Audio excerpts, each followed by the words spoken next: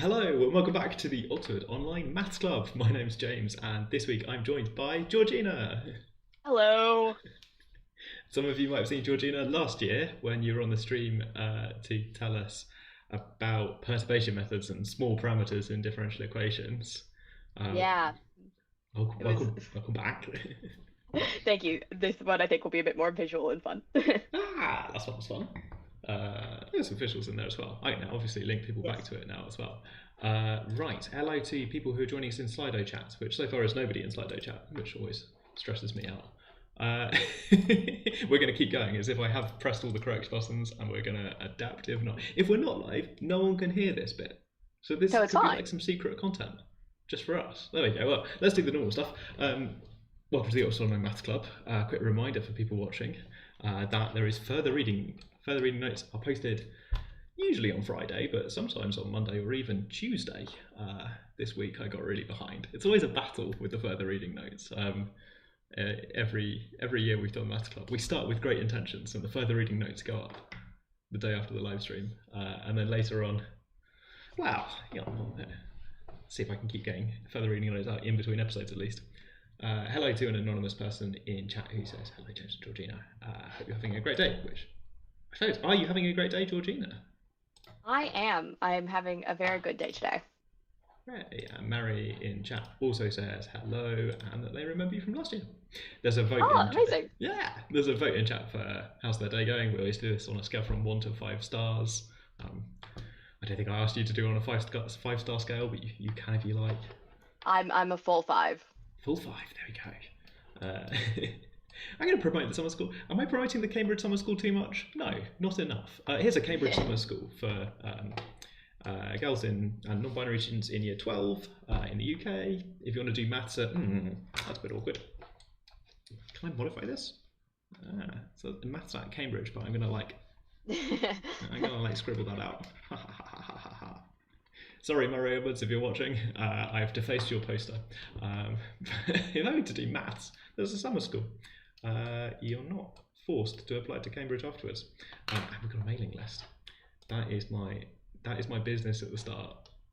Georgina, very quickly, welcome back to the stream. Thank you. You've agreed to come and help me with some stuff with Apollonian circles. Yes.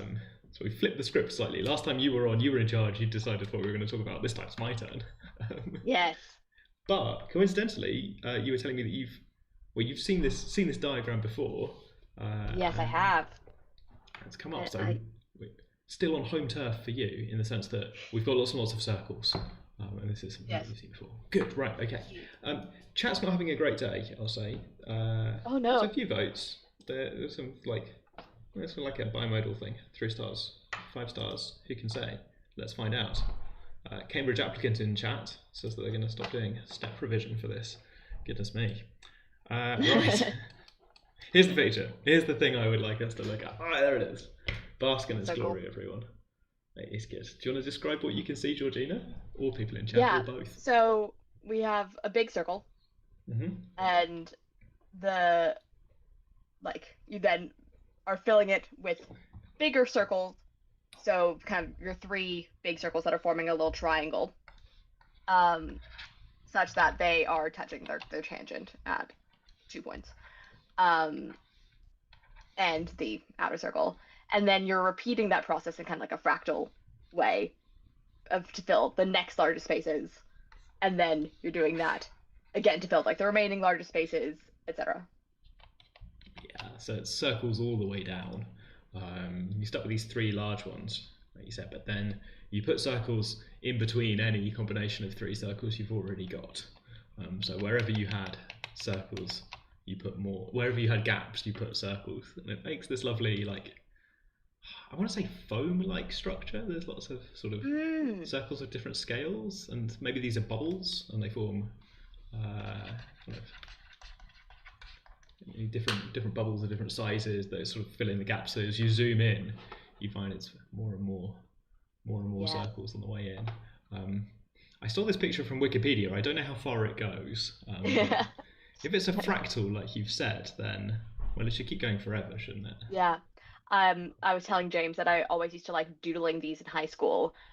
This is kind of the classic image, but you can make them out of any shape. So I used to like draw a star or draw a heart, or if you start with something that is not a circle, the first step is draw the largest circle that fits in the space, rather than like three, and then go from there. And it's a great fun in terms of the fractal structure because you just go until you're just shading in black. Like you're not actually drawing circles anymore because it's too small. Just putting colouring in the gaps, I suppose, like some of these small. Exactly. And then you're like, yeah, and it's infinite circles down there. You have like some heart or something, and then you put. Well, I suppose I've done this terribly, but I think we can fit a circle in there, maybe, and then. Yeah. Yeah. Okay. Those should be touching each other. Oh, I've picked a weird shape. And then I'm going to circle all the way down. Yep, and then you go from there. Okay. Yeah, okay. I've never thought about doing it with other shapes. Yeah. This might work. I was telling James before, I have a photo on my phone. I used to be obsessed, like I said, with these as a kid, and drawing them. And I made this like chair in wood shop in high school when I was like in year 7 or 8 that did this with seahorses. Oh. Ooh. So you can see. That's a chair. It's the fabric backing of the chair. I see. But it's is it like chair. What's the material? Is it sort of it's a canvas. Oh right. So it's like printed. How have you done that? Yeah. Yeah, we did it. It was a class where you did screen printing as half the class and building a chair as half the class, which was quite fun. There's a bit on the but yeah, you can see I did a little circle-filled seahorse as my shape because, as you said, bubbles, foam, resonant. Can you hold it up one more time? I'm going to take a screenshot. Yes. I think it shows up on the screen when I'm doing a screenshot, but we're just going to roll with this. Perfect. Good. You're now on the screen. There you go. I can make it larger like this. There you go. Yeah. Because I've screenshotted the Zoom call directly. Lovely. I especially like the tail. Yeah. But yeah, so I recommend it as a doodle game if you don't want to do the details of the math. Okay. My plan. That's not what we're here for today. No, well, I mean, let's just keep it on the stream as a kind of like seahorse friend that's around for things as well. Good. And quick shout out to Sonia in chat who is moderating chat. Thank you, Sonia. It means like I'm looking at chat, but I'm not also moderating chat at the same time. Brilliant. Okay, here's the question I was going to set. Sort of geometry question, which I guess might be back to step revision for the Cambridge applicant in chat. If the radius of the big circle is, well, let's say 1 or something, what's the radius of, and I want those like those next biggest ones. Oh, where am I going to write this? Next largest, and I'll say circles plural because there are 3 of them. I thought this would be a fun kind of geometry challenge, possibly a really difficult geometry challenge, but we should have a go. Maybe chat could help out as well. I'm putting Georgina on the spot, who did not know before the stream that we were doing this calculation. And I feel bad, but luckily we've got chat here as well, who are really good at geometry. So I guess the question is, what's this radius? Cambridge applicant says. Done before. Okay, I take it back. Not helpful for not helpful for Cambridge applicant in chat because they've already done this. I wonder why. I think I might have seen this style of question on something like a UKMT challenge thing or something, or just this arrangement of having circles inside a circle. If you ignore all of the small ones, there's something going on. So I've started doing this instinctively, which is not great because I shouldn't just quietly solve this on my own. I should get other people to help. Right? I thought about this before the stream, though I can do it. But I should try and help. I haven't thought about it, so we'll see. But I think one key point probably to note at the start is that the 3 circles are the same size. Yeah. Because you could have drawn this in a way where you had 2 smaller circles or something like that. And so I feel like that's probably going to be a useful piece of information that we're going to need to. Yes, okay, so like on your seahorse, you've got circles of all different sizes.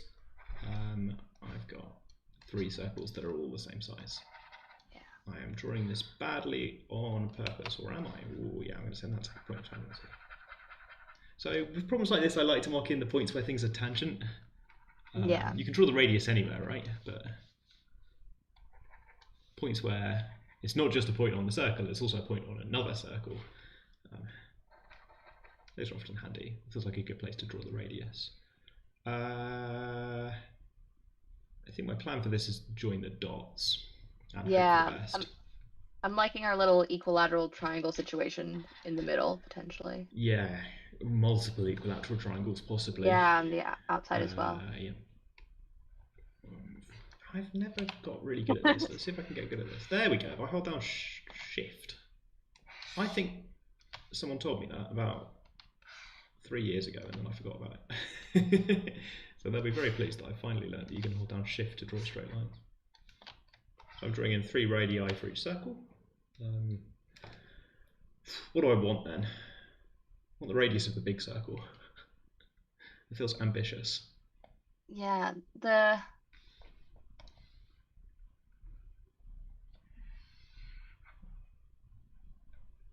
radius. It's funny that those don't line up. I think I haven't got the center of that circle right. Yeah. Like they should. Fudged it a little bit, but you know, there we go. Best I can do at the moment, I think. So you said equilateral triangle. You can see some 60 degrees, I think. Yeah. Or things that are just equal. Yeah, so we have. Where? So yeah, in our little equilateral triangle, our internal degrees are going to be 60 for all 3. True, because it's a triangle. These are straight sides. I think that's obvious in the picture, but also, if in doubt, the radii to a point of tangency like that between 2 circles always form a straight line, because I guess there's a shared tangent that would be at right angles to both of them. Mumble mumble, 2 right angles make a straight line. Oh, I don't know. Okay.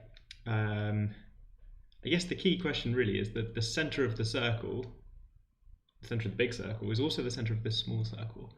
Yes. It's somewhere inside that equilateral triangle. I don't know if this is a commonly known fact, but there is some relationship between where that center is versus like the side length of the triangle. Where's the middle of a triangle is a question that middle of an equilateral triangle. Kind of want chat to join in a little bit, I think, if that's not too much to ask for. I kind of need an idea maybe for. Yeah. So we could. Isn't just this is a tangent, but aren't there? I have something back in my head about there being like lots of definitions of the center of a triangle. Oh, is that yeah. a thing? It's definitely a thing. There's an encyclopedia. Let's not get too sidetracked, but there's an encyclopedia with thousands of the things. So given a triangle, there's lots and lots of ways to define the center. Yeah, because it's like center of mass versus like other things. Yeah, there's the point where the angle bisectors meet. There's the point where the perpendicular heights of the triangle viewed from different sides meet. So far, all of the ones we've said coincide for an equilateral triangle in the obvious middle, but not all of the ones in the encyclopedia do that. There are also these like triangle X centers, so fun times. Right, so someone's asked me to draw in the green line again, which I think is probably a good idea. And they're calling it an angle bisector, which seems good. Yeah. When will I learn? You didn't hold shift. No. That's something I learned to do for about a minute. And okay. Well, they say connect 3 angle bisectors. They want me to draw all of them. I prefer to draw one to start off with. There's some symmetry going on, so hopefully that's enough. Yeah, we should be able to figure out the length of that line. I don't know if that's going to be helpful yet. Yeah, well, at least in terms of radius, right? So if this is radius r, yeah. That's everywhere. Ruben in chat says that that's a right angle triangle, which I think is center of the big circle, center of another circle, and the tangent of 2 circles. Yes, I think that's this right angle triangle. And someone in chat, thank you, anonymous person, has said the fact That I don't know if this is a common fact, but that middle is 2/3 of the way along that green line. Is that a fact you've seen? Or we can work it out. That is not a fact I remember. For an equilateral triangle. Yeah. This is sort of special case, because I guess equilateral triangles come up a lot, and this is sort of 2-to-1 ratio. One slightly cheeky way of working this out. I'll do it a stupid way, and then we'll do it properly using trigonometry. Maybe challenge for people watching at home. Grab a bit of paper. We want like this distance. Let's change colour again, sorry. Yeah. We want that bit, don't we? Because that plus this bit gives us the radius of the big circle, which we know to be 1. So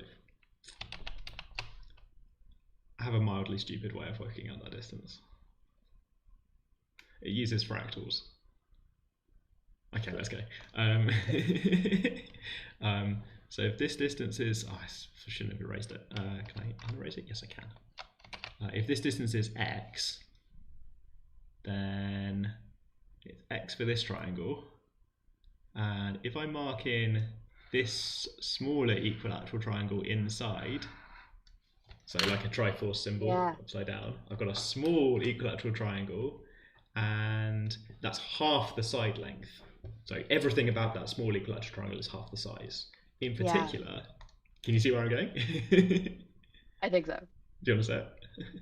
No, you can. Okay. I don't know if I'll do the math correctly in my head. In particular, the distance from this corner in towards there is 2/3 is the same proportion, unknown proportion x, of this triangle that's half the size. So we have in pink some unknown x, and then in orange we have something that is, on the one hand, half the size, because it's the same but scaled down and rotated. Oh, I see. And this is the same as the green. Yeah, and that makes whatever green was, which is like, I don't know, green. And then I have to think about green, but whatever, it's going to be on the left there. That's the factor of 3/2, so it's going to be 2/3 of the green distance. Fractals, in the sense that it's triangles inside triangles. That's really clever. I like that. Okay, we can do it in a non-stupid way as well. Maybe I don't need to. I don't know. Chat opinions. Yeah, okay. Chat's giving a better approach. We're going to do that now. A fractal in the sense that, like a Sierpinski triangle. Sierpinski gasket, I suppose. These are often gaskets. I'm not sure why. What is a gasket? Anyway, I should have looked that up. I think a gasket is like a thing with holes in it. Oh, okay. Yeah, fair enough. So Sierpinski gasket is like the same thing but with triangles? Yeah. Yeah, like when you look up a gasket, like it's in like in tech, like industry stuff, it's like a sheet of metal that has lots of holes in it. That I think is doing something particular, but the image looks very similar, so it makes sense.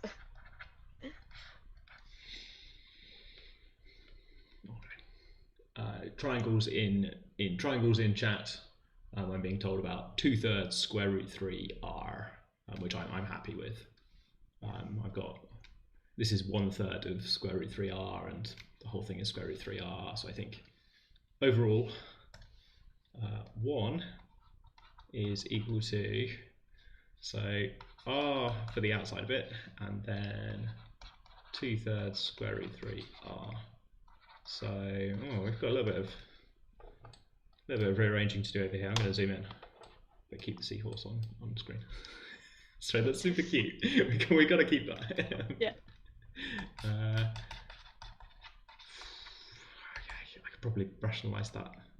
So I did this before. I think I did this before. Do I like this? Not really. How much do I believe this? A little bit. Yeah, fine, okay. We could rationalise the denominator. This is starting to feel like overkill. It's a thing I vaguely remember learning in school, but you know, I've missed off a sign here. Okay. Goodness me. Was that worth doing? 2√3 minus 3. Final answer, I think. Sort of root 3's turn up everywhere, upstairs and downstairs and things like that. Good. Okay. That only took 20 minutes. That's better than I thought. Yeah. Point of doing that, I think, is that was loads of work. That was horrible. And I don't just want that one, do I? I want this one as well. And so on and so on and so on and so on. I'd like to find the radii of all of these circles so that I can draw this picture. I'd like, ideally, some sort of method that tells me how big the next circle is as I work my way down. Luckily, there's some maths for this. Glad someone has thought about this. I've got some maths. I think we're just going to have a look at it. I think that's the right way to present this. It's one of those maths clubs where I've made a Desmos, and this is really just an excuse to show off the Desmos thing and mess around with the Desmos thing. Earlier we had a geometry puzzle, but I think I really want to show you is this picture. So this is Desmos. I've got 3 circles on the screen, red, green and blue, because some of these situations the circles are not all the same size, and looking at your seahorse or other shapes, you might have 3 circles that are not all the same size. You clarified that in the picture, all of them were the same size. But as we move to the next one, we've got, I suppose, 2 reasonably big circles, and then that small in the middle, we want to go inside there. I have a Desmos that does this. On screen, you might notice that I'm moving around the points where the circles are tangent to each other, which were relevant for the calculation we were doing before, right? They were the point we joined these up and make triangles out of things. But Desmos is great. Desmos can cope with some pretty weird situations. This is slightly a callback because in Georgina's previous episode, we had parameters that went so that as you changed a parameter, things would very suddenly flip from sort of. Should I describe this thing about going through infinity or? Yeah, it was basically we were making a parameter really small or really big. Basically, either like a small number or 1 over a small number, and looking for the solutions of a polynomial. And you basically, in the process of that, we sent a root off to infinity because it got really, really big. And so for our, you would see like a cubic become a quadratic or something as one of the roots just disappeared. And it looks kind of like this as you're flipping through at a critical point. You just go, that's gone, it's off to infinity. So I'm very slowly moving one of the points around the outside and going through these families of solutions where the circles take it in turns to zip off to infinity. Actually, I think just the red and blue ones at the moment, but if I go this way, I can make the green one go to infinity as well, and then come back around. And I suppose this demo at the moment is supposed to demonstrate that, well, a straight line is sort of just like a very large circle, right? And there's some difference between whether it's a very large circle that way around or a very large circle that way around. But Desmos can handle all of these. And in particular, I can also draw in the circle that's tangent to all 3 of these. So this will help me find the next circle in the sequence as we go through. I'm using, so I've thought a little bit about what I want to tell them about what's happening on screen. But I'm using a lot of complex numbers, and I'm never sure whether people have seen complex numbers. Possibly they've noticed that there are some on screen already for these points that I'm moving around. Complex numbers are the right way to approach problems like this, I think, because they're in 2 dimensions. Complex numbers are just great for 2 dimensions. And the thing I'm doing in particular is a sort of transformation. To find this circle that's tangent to all the others, a convenient thing to do would be to get some setup. Let's see if I can find this setup again. So there's some simple ones where the circles are kind of similar to each other, similar sizes to each other. But what I want is a case where, how did I do this before? Ooh, like this. Was it like this? No. Well, I'm going to keep playing with this until it turns out to be the right way around. Ha ha ha. That's getting a bit better. There we go. Nope, still haven't found it. Okay, still for time. Oh, I could do this for hours.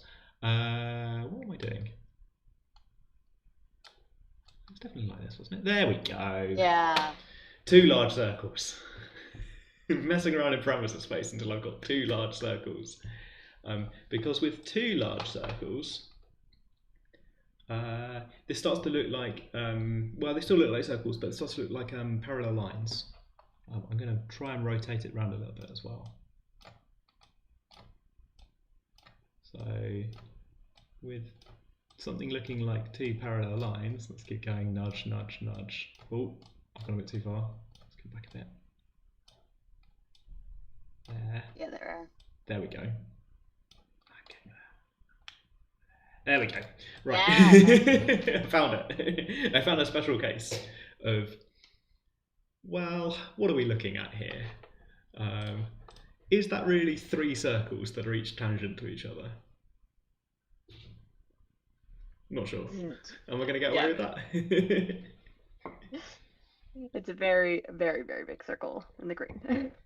Yeah, so I think the thing about using complex numbers for geometry is that you start to think of the collection of circles and straight lines as one set of objects, and some things are not true for the set of circles, but are true if you throw in all of the straight lines as well.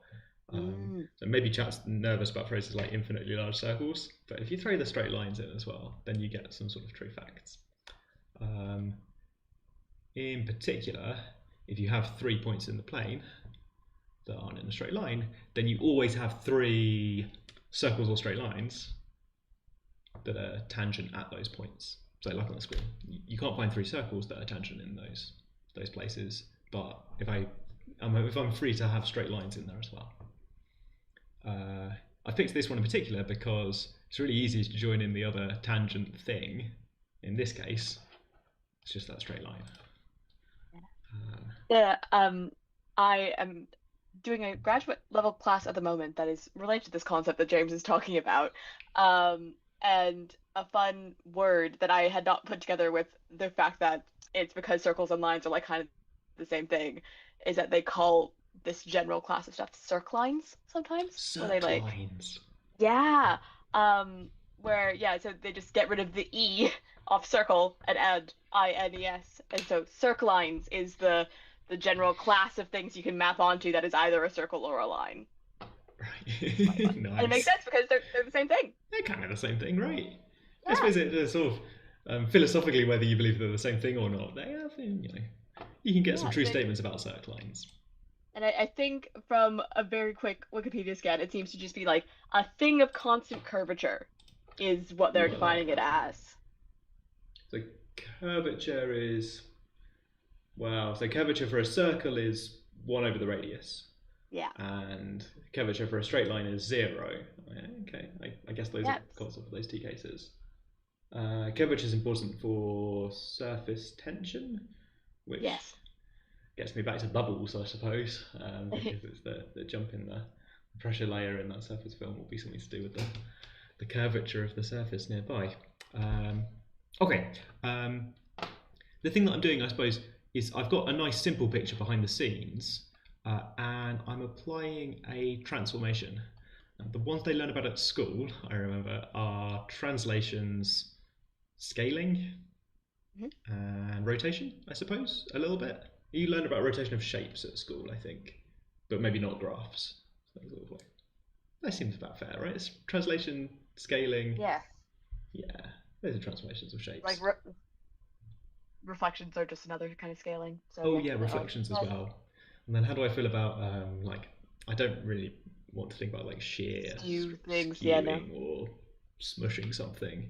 Scaling, it's fine. The thing that you get from complex analysis is another transformation, which is called inversion, which is roughly speaking like turning the complex plane inside out. So sort of 1 over x does the sort of inside out thing to the complex plane. And that gives you enough flexibility to get from a picture like this to the general case with three circles. So what I'm really doing behind the scenes is that I've got a little picture down here where I have a green line, a red line, and a blue circle, and over here I'm looking at the result of doing some transformation, where I'm choosing the transformation so that this point goes to the place where I want the green and blue circles to be tangent, and where this point goes to the place where I want the blue and red circles to be tangent, and so that point at infinity goes to the place where the red and green. These are parallel lines only meet at infinity, but I can set up my transformation to bring infinity down. So 1 over x brings infinity to 0, so you can start bringing infinity into play. Those red and green straight lines only meet at infinity, which when you do inversion, it comes down to a sensible place. After a bit of translation and rotation over here as well. Something I like about this is that I'm describing it like it's really complicated. Like you have to think about rotations and scaling and transformations like some series of transformations, when in fact it's really not that bad. I'll make the decimals available afterwards if people want to see what's going on under the scenes, behind the scenes, but it's really not that bad. There's some constants around. The constants are not that bad. The function looks like this. It's ax plus b over cx plus d, where I've had to choose the constants carefully, but that's not too bad. Complex numbers are just good.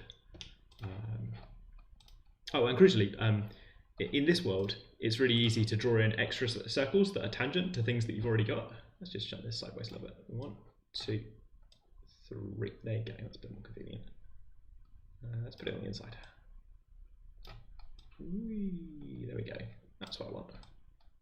And not so large, please. Not so large. Come on. There we go. Oh, it's really not the heading. There we go. It's really easy to put in further circles. So if I want a circle that's also tangent to red, green, and black, again, to go in here, then that's really hard in the kind of real world on the right hand side. But on the left, I can just put in an extra circle, or 3, or so. And then also put in lots of circles on the left. The same transformation will send those over here to a whole string of circles that lies, so they're tangent to the red one and the green one, and you get this chain of circles inside there as well. So it's worth setting up the transformation, because then the property on the left of being tangent to circles gets translated over on the right. So I can do a whole chain of these. I can also go the other way. So I go the other way, then I get a chain that comes in from the other side, which I quite like. So maybe I want both of those, in fact. A sort of collection of circles all the way through. Hooray! I can get that whole chain of circles, just calculating kind of all of them at the same time by doing something easy on the left, stack of circles, and piping them all through onto the right hand side. Yes. In chat, they can imagine a 3 blue 1 brown animation, which would do this as a kind of mapping of transformation to send things from the left to the right. I haven't got the skills for that sort of thing. But look, you get on the transformation is sort of less of a transformation over here. This sort of looks more like straight lines with a bunch of circles in between. You kind of generically get these kind of chains, which you've already seen. You've already seen because you've got one in your seahorse, right? Yeah. Down the tail of the seahorse, you've got, okay, it's deformed around the curl, but you've got this chain of circles down here that are kind of all tangent to each other, just like my stack of circles. So I just deform it around to get those through there as well. Good. Okay. The complex number fact leads to a sort of amazing result about the curvatures of tangent circles. So I'm going to try and draw that just so that we've got it on the stream, and I'll put a link in the further reading for people to find out kind of why and where it comes from. So I need to try and draw the general case. Let's see if we can do that. So general case is 3 circles. Oh, that's a seahorse. Oh. 2 circles and a seahorse. That could be different sizes. now trying to draw in the whiteboard what I had in the board, and it's a result for the size of the circle that's tangent to all three on the inside. And if you like, this comes from really understanding how large circles are by complex numbers or something. It's a fact about the curvatures for a circle. Oh, I'm really pleased you already said curvature. Here we are. Yeah. Can you remind me what the curvature is? I think I already said it, but no, I've forgotten. It's 1 over the radius. Thank you. Curvature is 1 over radius. So you have curvature K1, K2, K3, and then surprise, K4 for this one inside. There's a theorem called Descartes' theorem. I should have checked where to put the apostrophe. And I think. Yeah, but after the S. I think the S is part of the charm, Yeah. isn't it? Yeah. Like the S is in the name. So. Yep, cool. Okay, afterwards, like James then. Right, good. It says K1 plus K2 plus K3 plus K4 all squared is exactly twice the sum of the squares of these things.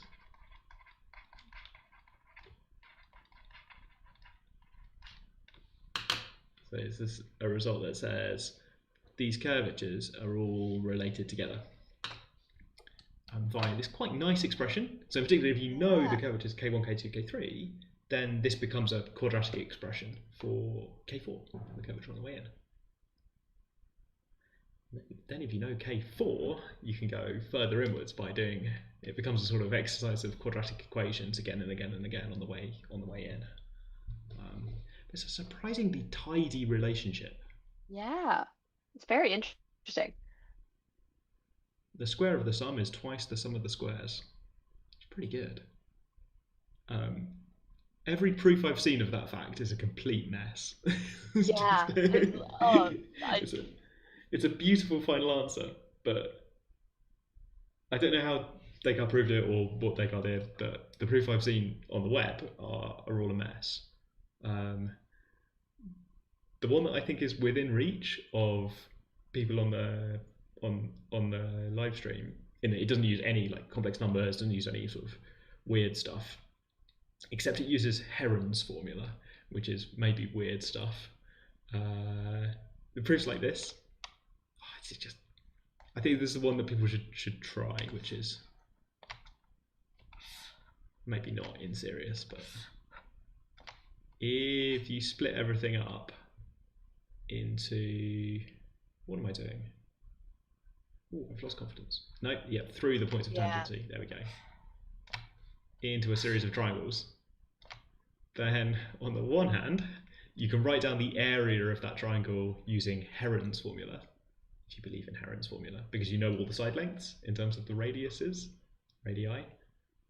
But on the other hand, you know the area of each of the small triangles because you also know all of the side lengths of those. Oh no, there are 3 different Heron formula expressions there. If you write down all 4 of those, then the areas match up, so you have an equal sign in the middle, and you have so many terms involving the radii. I'm just looking up Heron's formula quickly again, and it involves lots of square roots, so that would make sense where some squares come from. Use Heron's formula? Sorry, yeah, I should say, shouldn't I? Let's see if I can get all the 4s right. Can I? So I should have written this down. So for a triangle with side lengths A, B, and C, Georgina's got it open, right? Yeah. The big square root. I remember the big square root.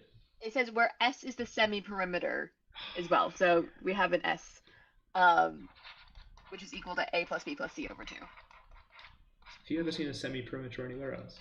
No. But yeah, it's S minus A, S minus B, S minus C, and S. Yeah. And I don't have to divide by 16 or anything like that. Yeah, no, just that. Okay, so it's like a proof strategy, I suppose. If you believe in Heron's formula, I mean, where's that come from? We could have a separate thing. I feel like that's come up semi-recently on the live stream. It's ringing a bell for me. I feel like I've had to write that out. Chat, tell me I'm wrong, in the last couple of weeks or something. If you believe that, then you could write it down for all of the triangles in the picture. All four of The them. Wikipedia page for Heron's formula says it's also called Hero's formula because that's an alternate name for the probably Greek person, which is quite fun if you're pulling it out at a random key moment, the Hero's formula. Tastes fairy, right? I like to imagine that I've asked the heron for a formula, Yeah. and the heron's given me quite a strange Flying formula. down. I don't know. Why are you asking birds for formulas? Bless them. Yes, good. Okay. I think we're not going to do that. We could leave it as a kind of exercise that I hope no one commits too much time to, but sort of thing that you could imagine doing. A, B, and C being sort of, each of them is like the sum of some radiuses, right? So it's pretty bad because this is like R2 plus R3 along here. It's like each of these expressions is already a mess. Yeah, and then you're going to have to invert them all to get the curvatures at some point. Yeah, at some point. Well, so at some point you're aiming for 1 over R1 plus 1 over R2 plus 1 over R3 plus 1 over R4 all squared is equally horrible expression on the right hand side. There's also a proof I've seen that uses sort of cosine rules and things like this, but just not safe. I do sort of respect a method where you just go for it. Yeah. And I guess there's probably an approach where you just understand the Desmos thing with the complex numbers and you just write down complex numbers and things over there as well.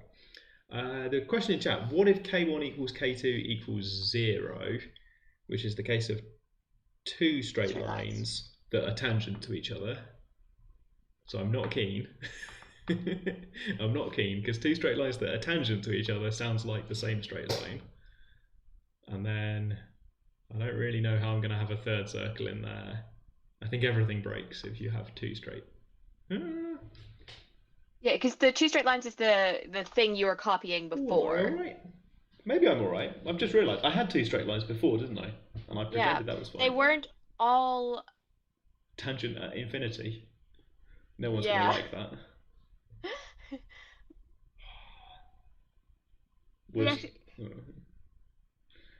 Okay, I think maybe this is true.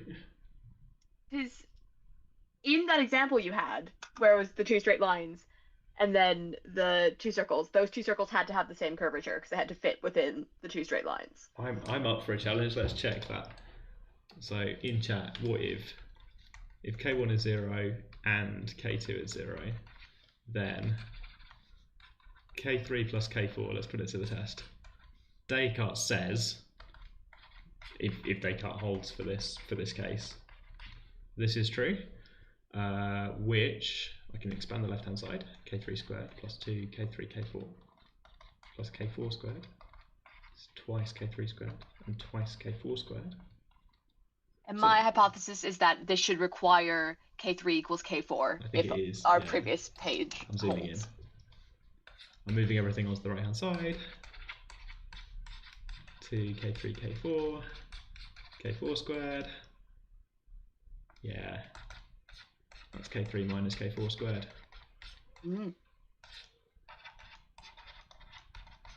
Okay, answer to the question in chat. If you have two straight lines, then for the Descartes setup, they have to be sort of tangent to each other at infinity, which is my two parallel lines. And then the result says you have a circle that's tangent to both of those, and then your fourth circle will be the same size over there. Cool. Or maybe it's over here.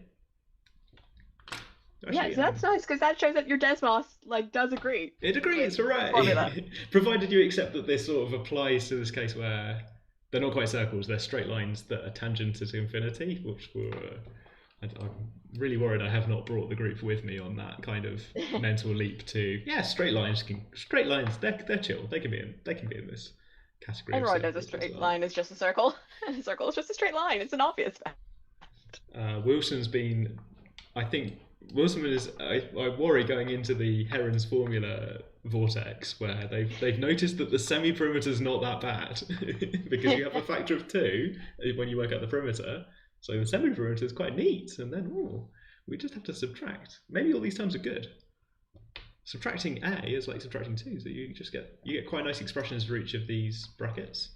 The problem is still that you have 4 of them, and they're all square roots, I think. Maybe not.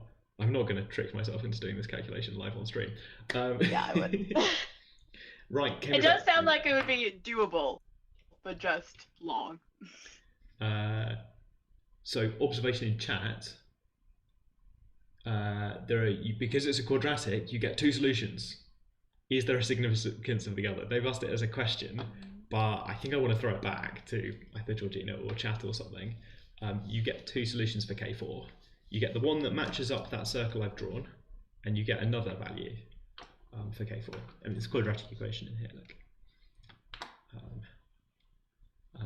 And in chat they say you get a negative and positive solution.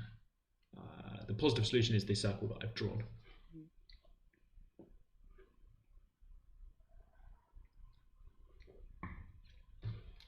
What's the significance of the other one? This is maybe unguessable. I feel bad. Yeah, I'm like, if you do get the negative solution, if that is correct, then you'd have a negative curvature, so you'd be like going the opposite way. Yeah. Like, yeah, the like out to infinity being the center of your circle. Right. So, very large circle has very small curvature. Straight line has 0 curvature. So, if negative curvature means anything, it's a circle that's curving the other way. Maybe it's constant curvature. It's a circle curving the other way. What does that mean, circle curving the other way? So what this corresponds to for the picture on the left is a second solution, which is another way to draw a circle that's tangent to all 3 of those. See if I can line this up. I'm almost there. With the negative sign indicating that instead of being in between on the inside, the circle is around the outside of all of the other 3. So behold, another way to have a circle that's tangent to all 3 of the existing circles. There really were 2 solutions, and Descartes' theorem finds both. Yeah. The when we saw that in your Desmos, when you were like fiddling around, going back and forth, it would get big circle, small circle, like flicking back and forth. Yeah, so you can go right or left. I mean, this picture, you could have that one, or you could have this one. Yeah. And then after doing the transformation, those are 2 different, well, they're pretty similar circles in this one, dotted circles on the left and right. But after doing the transformation, they become different circles, either inside or outside. So there's actually a whole bunch of plus and minus signs when you get down to actually what does this mean for K4? A whole bunch of plus and minus signs. That's an example of a good question that had an answer. Negative curvature. So now I feel a little bit bad that I have this line that says for a circle the curvature is always 1 over the radius. Because what does that mean for negative curvature? Mumble, mumble, negative radius, mumble, mumble. No one's going to like that, right? Desmos is surprisingly happy with this. I don't know if people have seen, but in Desmos, look at that page. What a nice view. Desmos is surprisingly happy with just like, it can draw this circle. It knows what R means. So it can draw this circle with like radius 1 in blue there. But it's also perfectly happy to, let's turn that off. It's also perfectly happy to draw the circle with radius -1, which I think is pretty, it's the same circle, but and I think this is because it's got this idea that you should be able to have a slider, and the slider should go positive, and the slider doesn't have to stop at 0. It should just sort of pop through 0 and then out the other side. Yeah, it's kind of like, I imagine what it's doing is kind of defining the radius the opposite direction, so it's actually like pulling through. It's drawing a circle where for each angle, it's showing me a point that is -3 in that direction for each value of theta. If I put -3, if I actually have it saying at the number I'm saying, which is another way, I suppose, of turning things inside out. But yeah, the negative radius is not that bad. I think at school you get told that radius has to be positive, and that's probably a good idea. I guess it is one of those convention things where it's like, we'll take the radius to be positive because the other case is kind of already considered, and it means that we don't have to consider worry about as many things or negative signs popping up, but there's no actual like reason why it has to be defined that way. Like you could have a convention where it's negative. Yeah, it's all fine, really. I mean, it's sort of people sort of strongly feel that physical things should be positive numbers. I suppose there's sort of inherent bias that we have towards positive numbers over the negative numbers, but I can see it both ways. I thought I'd demo because we've got time. It's one of the few times that I feel like we're not overrunning. It's really chill. I like it because we've got time. I thought I'd really quickly demonstrate a quick example. If K1 and K2 and K3 are all equal to each other, which is what happens for the case that we started with 3 tangent circles. If you know Descartes' theorem about tangent circles, then this problem that we started with becomes this.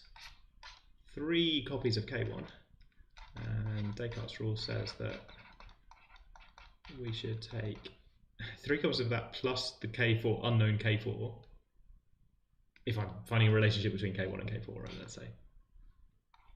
Okay. It's a little bit awkward having superscripts that mean squaring and subscripts that mean counting circles, but let's just roll with it. I tried doing this before we went live because, got to practice quadratics, but not certain I've got the right answer, so I'm now just going to do it live. We'll see if I can get the right answer live on stream instead of... Oh, everybody watch like a hawk. What am I doing? I'm trying to find a relationship between K1 and K4. Yeah. So solving for K4 is probably easier. Yeah, solve for K4, I think. So K4 squared, take off the other K4 squared. Oh my goodness. 6K1, K4. I'm trying to think of it as a quadratic for K4 minus 3K1 squared. So K4 is equal to, here we go, 3 plus or minus root 3 squared minus 3, which is 3 plus or minus 2 root 3. So you get back this, you get this relationship which tells you K4. Where did your K1 go? All of that's multiplied by K1. Oops. Yeah, cool. Thank you. Watching like a hawk. Very good. So if K1 is 1, because it's the outside circle, then this gives me curvature 3 plus or minus 2 root 3. Sort of 2 possibilities for what the curvature is. 1 over that is the radius, and now we're back over here, where it was something like that, more or less.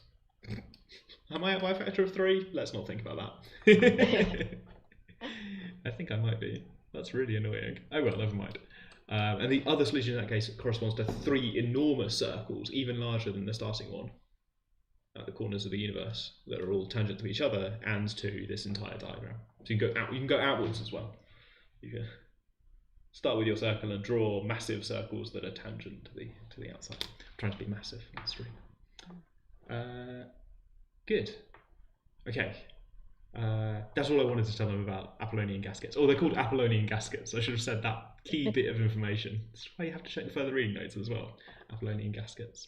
Finding out more.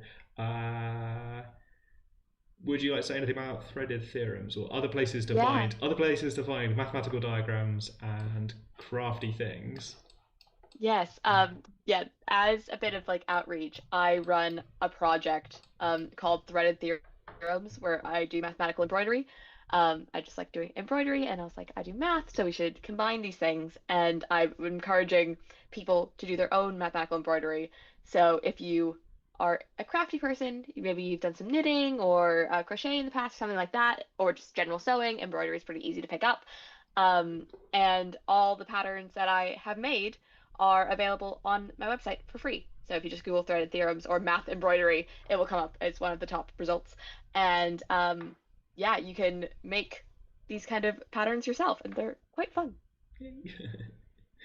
I picked 2 for put on the screen. I'm aware this looks like an ad, and I should clarify this is not sponsored and is free. Not spawn. On the right, you've got a kind of Penrose tile thing going on. Yes. So that is one of the Penrose tilings, but like a little section that looks like a star from it. Hey, I don't know how you've done that pink gradient inside each of them. It's thread that is like color changing, like the thread is dyed. Oh, but you have to plan ahead so that you're going in a consistent direction. Yeah, it involved a lot of wasted thread of making sure I started with the same color section each bit. On the left, binary trees. Yeah, and so yeah, that's another fractally pattern where at each node you split into. Um, and I am debating making an Apollonian gasket themed thing pretty soon. So that will be topical if you want to make your own. Uh, cool. Thank you very much. Again, check out threaded theorems if you want some embroidery patterns. Right, okay. Anything else from chat? Questions about circles or embroidery or anything? Ask us anything. I think further reading is going to have to mention complex numbers and patterns, maybe some other fractal shaped things. We briefly mentioned Sierpinski gasket, and it is hiding in there in the Apollonian gasket. I'm going to quickly go and zoom. We have a corner for people to send in math suggestions or math requests. There's an email address on the screen where they can find out more. It's like this bit. So this bit, I read somewhere that if you deform the circles, so you just change their shape, not how they're connected to each other, then you've got something kind of triangular here, corner, corner, corner at the bottom, and you've punched a kind of triangular hole in it. After, I mean, it's a circle, but you've punched a hole, and then you've done another one, and another one, and another one. And the kind of network of the edge diagram of what you've drawn is, if you replace all the circles with triangles but keep all those points of tangency, then you've got Sierpinski gasket. What have I been saying? Have I been saying Sierpinski? Anyway, never mind. Yeah. Good. Okay. There's a request for set theory. So our plan is, what have I got on the timetable coming up? I've got special relativity. Martha is on schedule, I think, for next week for special relativity, and I think set theory in 2 weeks. We got a request for set theory in chat as well.